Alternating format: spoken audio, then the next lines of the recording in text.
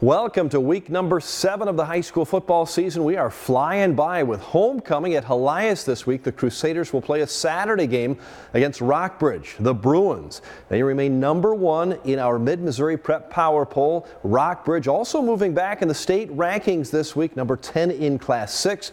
Rockbridge coming off that 32-21 win over Jefferson City last week. The Bruins 5-1 on the season. The Jays, meanwhile, dropped to 2-4 on the season. Tony Mullen joins us. And Tony, you watched that Rockbridge Jeff City game back and forth last week. It was a pretty good football game. It was a very good football game. I think a lot better than most of us expected. It was 11-7 at halftime. They traded hands. The lead changed hands 4 times. In the second half, Jeff City scored early in the fourth quarter to go on top, and Rockbridge took over from there. Really a lot of long plays, long touchdown plays for Rockbridge was really what did Jeff City in. But a nice showing for the Jays in a game that probably not a lot of people expected them to win, and they didn't, but still a good effort in that loss. Before we talk about the Jays heading to CBC this week, let's talk about Rockbridge coming into Jefferson City this week to take on Hylian in a home game at the new Ray Hedges Stadium.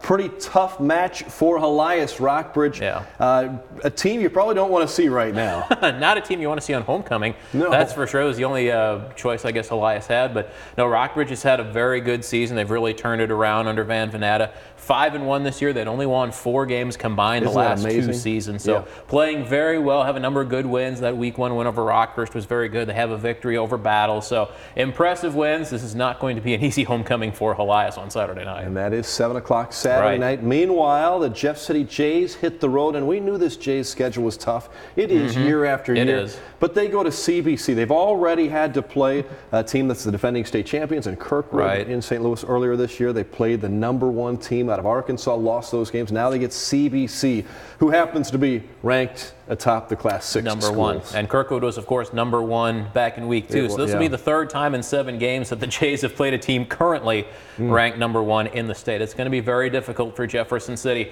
And not that these comparisons always work exactly as you would expect them to in sports, but you go back a couple of weeks when the Jays played St. Louis U High, and it was, I think, 38-20, I believe, was the final score in that game. The Jays lose that game. And then last week, SLU High played CBC and lost 55-7. Wow. This is a very good CBC team, has been good for a few years. So good effort last week for the Jays. They're going to need something great this week to even really stay close to CBC. Right. You hope they just play well and be competitive, but that's going to be tough in itself against CBC. The Battle Spartans are 4-2 now, coming off that 42-0 win over Hickman. Battle heading west. They will take on a school, Truman High, in Independence. We don't know much about Truman. We don't, but we can look up their schedule, and we saw that in the first 4 games of the season, they scored 1 touchdown, and that was it. That's not much. So it's been better the last couple of weeks. They won a game. 2 weeks ago, they won a game by 1 point. This past week, they lost to, I believe, St. Joseph Central, which is Phil Pitt's old school, where he coached for a year. I don't see how Battle can really go lose this football game, to be honest with you. I mean, they're 4-2. They're playing well, and lost to Rockbridge, which was a close game. Lost to the defending state champs, but everything else has just been rolling right along for Battle. So this really should not be all that difficult. Should be a fun road trip for the Battle Spartans. Meanwhile, the Hickman Cupies are at home this weekend. 0-6 on the season, but Tony, this might be the weekend right here. Central Academy near Kansas City comes in, a school that's 2-4. I gotta believe Hickman might get this one. This you would hope would be the game. They've won 2 games. Central Academy, they've beaten a couple of directional schools there in Kansas City. I don't know how good those teams are. Hickman 0-6, and they've played better this year overall than I think they did last year, but the record is what it is, and really the last 4 weeks it's been a struggle, starting with that game with Jefferson City, and then Rockbridge, Hylian, Battle, not necessarily in that order, but those are the 4 teams they've played the last 4 weeks.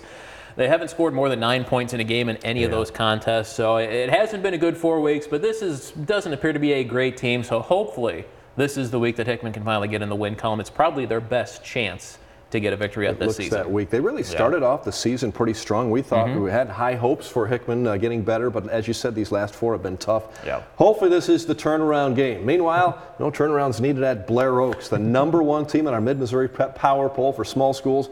The 6-0 Falcons will head to the lake to play 4-2 Osage. Blair Oaks, an impressive 30-7 win over Southern Boone on the home field last week. I was there, and it was really a dominating effort by Blair Oaks after they gave up that one touchdown. That defense is awfully, awfully good. They are incredibly good. And you look at, the last 3 weeks without Nolan Hare, the starting quarterback. Cade Stockman, the freshman, is in there. I said a few weeks ago, I don't say a lot of things right, but I got this one right. I said, Blair Oaks didn't need Cade Stockman to be great to keep rolling along. They just needed him to be pretty good because this defense, they just dominate people. 12 points giving up to Elven, which is a team that averages 46 a game. When you look at that now. I know. And then Hallsville, 6 points. Southern Boone, 7 points. Those are both teams averaging in the 20s or so. The only team that has scored more against Blair Oaks, Kirksville, they scored 19 against Blair Oaks. Their season average is 16.5. Every other team on the Blair Oaks schedule, the Falcons have held them below their season average in points scored. So that defense is playing very, very well. And Osage, a good team, but if Blair Oaks defense can do what they do, you got to believe they come out on top. Could be interesting, though. Osage coming off that big win over Versailles, spoiled their homecoming. The Tigers, it was 48-8. The Indians, though, lost to Southern Boone the week before that, and that was a shootout, about 55-51, I think. Right, and another team, and Osage can score points, and we've seen that this season, but, again, we've seen what the Blair Oaks defense can do. And this for, Osage is a big game, obviously. If you want to, take down the top team in the Tri-County Conference, this is their chance. For Blair Oaks, this is, honestly the last obstacle, in my opinion, between them and an undefeated season. Because you finish at home against California, on the road at Warsaw, should win those 2 games. So really, perfect season, third in a row under Terry Walker if they can pull it off. This is the game that probably is the last one they have to worry about. The one thing I think Osage has that maybe the other teams haven't had is a pretty good passing attack. They got the big senior quarterback, Zach Wheeler, who can go downfield. Of course, they've got to get that line to protect him. Otherwise, if they don't, then it's over. And Blair Oaks can certainly put the pressure on you. So if Wheeler can complete a few long passes, maybe you get a game out of this. We will see. But we'll actually be there live for our preview, so looking forward to the Osage-Blair Oaks game. Tony, thanks a lot. Yep, we'll see you. Busy weekend ahead with football. The Mexico Bulldogs are back on the winning track. Wild 21-20 win over Centralia last Friday night, handing the Panthers their first loss of the season. Mexico is 4-2. The Bulldogs travel north to Kirksville this week, while the Centralia Panthers, they will face the Palmyra Panthers.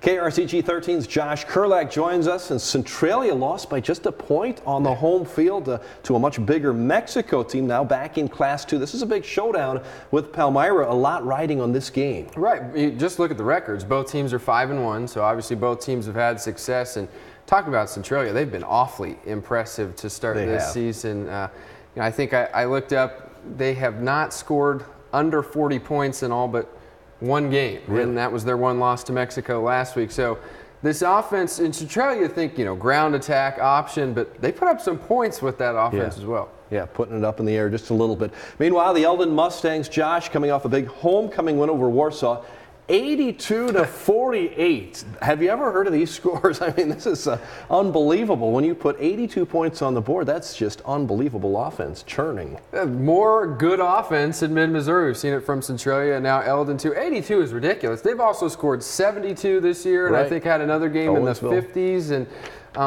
And it's a physical offense. Getting to watch them, I actually saw Elden against Blair Oaks. You just hear the pads popping, and obviously didn't turn out the way they would have liked to that game, but this is a fun offense to watch, and they don't really spread you out. They come right at you and hit you in the mouth. Yeah, they do. Good ball club down there. They will go to arch rival Versailles this week. Any chance that they could put up those kind of numbers against the Tigers, who have struggled a little bit again this year? Right. If history stays true to the past weeks, I think Eldon's got another good chance to put up a very crooked number on that scoreboard against Versailles. It's just been a tough year for the Tigers down there. One thing, though, they are young. I mean, I was there for one of the games and listening to the starters be announced over the PA system. Sophomore, juniors. I mean, they got a lot of kids in that program who will get older, bigger, and stronger. So maybe some brighter times in the future. And it's a rivalry game, so hopefully Versailles gives them their best that night too. And meanwhile, another Tri-County Conference showdown in California. The Pintos back on the home field. We were there live last week for our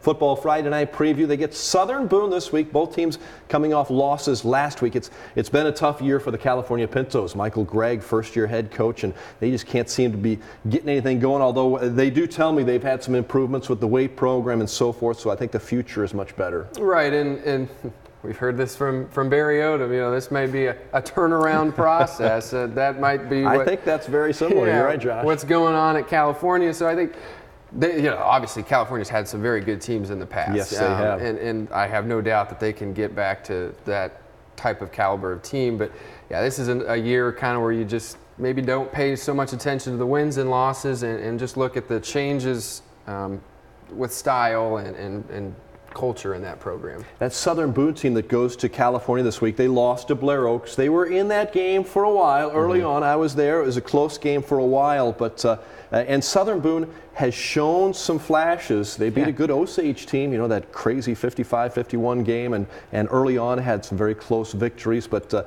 I don't think you count Southern Boone out as you look through the rest of the season. This is still a talented team. They've got some good coaching and so forth there. Yeah, Southern Boone came into the season with a lot of expectations. I think they were state ranked, if I'm not mistaken. Right, but, early on. You know, took a couple of lumps early on. 3-3, so not terrible, and they can put up some points too. They scored 55 against Osage, and you look at their schedule down the stretch, there's some winnable games there. So, I mean, you're looking, best case scenario, they're 6-3 at the end of the year. That's not bad at all. That's not bad. No, not at all. Meanwhile, the Tolton Trailblazers will host second-ranked Trinity Catholic. Another tough test, although Tolton almost pulled off the upset last week. You were there for this game, Hylian at Tolton. Did that surprise you a little bit? It did at the beginning. I mean, because you think last year when Hylian and Tolton played, I think it was 53 or 63-0, so not close at all. Hylian winning that game, and Tolton really hang tough. They played well. I was really impressed with the defense too. They didn't let Hylian pushed him around and actually got a couple turnovers that turned into points for the offense, and you just were kind of waiting for Hylian to pull away, and they never did. So Tolton's starting to show that they can play with some of the bigger schools. It was a 4-point game, wasn't it? 24-20? Yes, something correct. Like that. Yeah. And Tolton, you know, we knew at the beginning of the season they were going to beef up their schedule, and they were going to be ready for districts. So this is all in the plan, right? Right. Play these tough teams? Yeah, I think we talked about this earlier. This was a week for Tolton that they were supposed to play transportation and law. Yes. And instead they get a nice test against the second-ranked team in the state. It should have been a very easy win. Now all of a sudden it becomes a very, very tough challenge for Tolton. But one that could pay dividends, like you mentioned. Come district play, they won't be so awestruck by some of these teams. Not saying they would be, but it's always good to have tough tests early in the season. Absolutely. Thanks a lot, Josh. One of the hardest working guys, Josh and Tony, they really make our sports staff click. Other games in mid-Missouri this week, the Fulton Hornets will host Booneville in North Central Missouri Conference play at Bob Fisher Stadium. The North Callaway Thunderbirds still in the state rankings at number 8, traveling to Van Far in Vandalia. South Callaway ranked number 9 at home this week to battle Bowling Green in Mocaine. The Harrisburg Bulldogs play at Fayette. The Falcons 5-1 under Roger Vandas and a good season. Meanwhile, Smith Cotton in Sedalia 6-0. They will host Clinton this Friday night, going for 7 in a row. Hallsville plays at Warsaw. Tipton will host Cole Camp. For a complete list of our Football Friday night schedule here in mid-Missouri, go to our sports page at krcgtv.com. We will be live at School of the Osage down at the lake where the Blair Oaks Falcons make a visit, live at 5 and 6 for our preview reports. Then join us for all the scores and highlights 10:15 on Football Friday night.